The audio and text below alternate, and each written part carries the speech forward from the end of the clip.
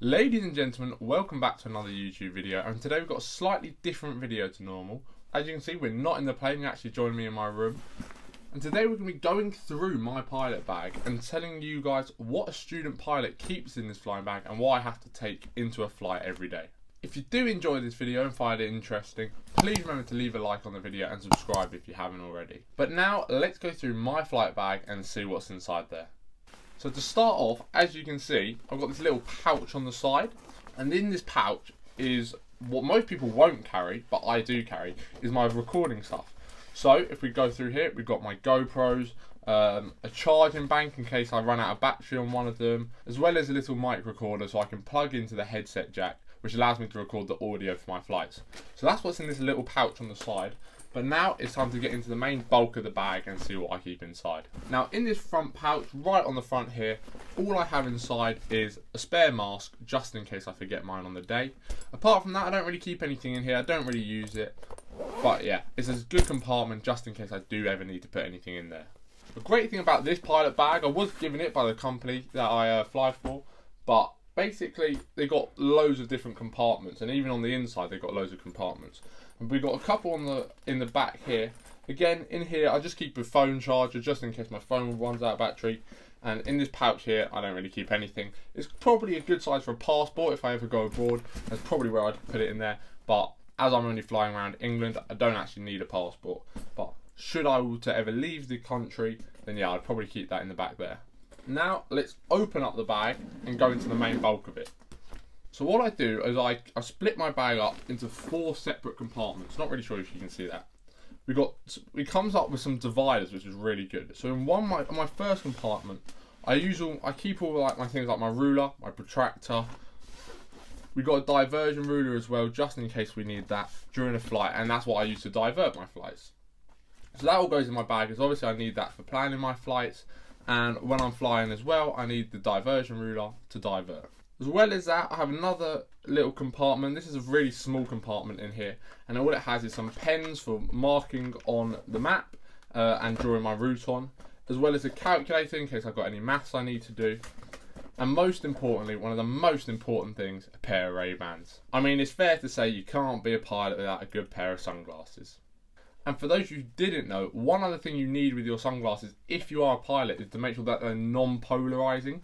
If you actually got polarizing sunglasses, basically you won't be able to see the screens in the cockpit, which, as you can imagine, will be a big problem. So if you ever do decide to become a pilot and decide to get yourself a pair of sunglasses to fly with, a good quality pair, just make sure that they're not polarizing, otherwise you'll have to wear a new pair. Next up, in another small section, we've just got some papers. We've got performance sheets so we can work out the performance of the aircraft, as well as these plug sheets. I fill these out every time I do a nav. These tell me I can write my route in here, and that way I know where I'm flying. I've got any notes down here, as well as we can work out things like fuel, different winds, and I can write comm stations up here. So these are really good. We've got to fill these out on every nav flight so we know where we're flying and stuff like that. For example, here's one I filled out for a previous flight. As you can see, we've got my waypoints up here with a few notes down here. When I get the information for the ATIS, I can put that one in this little box. As well as I've got comm stations, nav aids, my fuel calculations, and the winds for that flight. I can fill these out, and that's what I use for my flights when I'm doing a nav across the country. And now let's get into the main bulk of the bag. First up, I've got my water bottle, obviously super important. You can get so dehydrated in that cockpit, and obviously I find myself getting really thirsty if I do forget my water bottle, especially on longer flights. So for me, essential, always taking this on all my flights and making sure I take it in, even if I'm not flying, because it's important to stay hydrated, of course. Next up, I've got my iPad and this little wallet here. Use this for all general stuff, looking at NOTAMs, weather charts, and then looking up any important information. Maybe if I'm going to a new airfield, I need to look up their AIP. But yeah, got an iPad, can use that for loads of stuff. Next, we've got some checklists. We've got an emergency checklist and the normal regular checklist. Got to keep both of those, of course, on me. I'm going to be taking these to every flight as well. Next up, I have a CRP5. Now, if you're not a pilot, chances are you don't know what one of these is. And if you are, you'll know how much of a nightmare they are to work. However, that being said, they can be super handy and are super useful, and always got to have one. Now this isn't something you would actually take flying with you, however it is really important for planning. What you can do with it is by inputting your track and knowing the winds for the day, you can move this dial on the inside around, which moves the top surface, and then that allows you to work out what heading you need to fly, depending on your speed and what the current winds are and what track you would want to fly. So we use this to plan our flights, and I'll always use this for every leg to work out what heading I need to fly before the flight. However, I won't take this in the flight. If I need to work out my heading during the flight, we have a quick mental maths way of doing it. However, it's not as accurate as using one of these. However, this takes too long to do it in the actual flight itself. But I'll take this in my bag, and I'll use that before the flights when I'm planning. Next up, very standard, a pencil case. Just got anything I need in there, pens, highlighters, compass in case I need that for any reason. But yeah, got that in my bag as well. And finally, last but not least, the last thing in my bag is my kneeboard with loads of stuff attached to it. So let's quickly go through this now. Firstly, we've got my VFR map. We can draw our route on, and then we know what way we need to fly. And I mean, it's a map. It's essentially super important. Obviously, taking this with every flight I go on. And yeah, it shows me what kind of where airspace is, so I make sure I don't go in anyone else's airspace. I know what frequencies I need to talk to when I'm flying and what waypoints I need to fly, how long I need to fly legs. I can write that all on the map, what heading, and that allows me to fly that way, knowing that I'll fly the right way. As well as that, it's got huge cities on there, so I can use those as waypoints to make sure I'm flying the right way. But yeah, a map, obviously super important. I'm going to take that with me all the time. Again, another set of checklists, just in case I forget my first ones. But I've got two sets, just in case. One I leave in my bag normally, another one I leave attached to my kneeboard. But I've got these with me for every flight. As you can see again, on the kneeboard, we've got a couple pens, as well as a plug sheet, which I actually used for my last flight. And if we go through my kneeboard, you can see I've got the plates for different airports.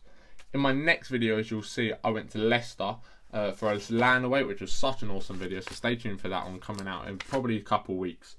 But yeah, so this flight here, I had Leicester's plate attached here, so I know what runway to use, what taxiways I'm expected to follow, and I know where I'm going if they clear me somewhere. As well as that, we've got a couple other plates as well. Got Oxfords there, as I'm obviously going in and out of there a lot, as well as a few other airports just in case I need them, and a bit of paper attached. Another cool thing about this kneeboard is if you open it up during the flight, it's attached to your knee using the strap. You can also open it up and you've got the stuff on the back, which is really cool, just in case you forget the codes. We got those written down there, and also you've got a mayday call up here, just in case you don't know it off by heart and need to jog your memory. You've got that there as well, but most pilots will know that off by heart. And then after my kneeboard, that is everything that I take in my flight bag to work with me. Now you might be thinking I have missed a couple things. For example, a headset is an obvious one that springs to my mind. If you have anything that you take in your flight bag that I didn't include today, please leave a comment down below, as I'd be really interested to know what you guys take. But the reason I don't have a headset is because the people I fly with, essentially we just rent a headset for the flight. It doesn't cost anything, but after we go in, they give us a headset, and once we're done with the flight, we give it back, and that's essentially how it all works. But if you do have any questions about any of the stuff in my flight bag, feel free to leave a comment down below and I'll try to answer as many of them as possible. And again, if you have anything in your flight bag which I didn't take, please leave a comment down below and I'll see if I maybe even forgot it, or I don't decide to take that with me, and I'll let you know my reason why. Thanks for watching, guys. If you found this video informative or just enjoyed watching, please leave a like on the video and remember to hit that subscribe button, as it really does help the channel out. I'm trying to reach 1,000 subscribers by the end of the year. That was my aim when I originally started this channel, so let's see if we can do it. Thanks so much for watching, guys, and I'll see you guys in the next video. See you later.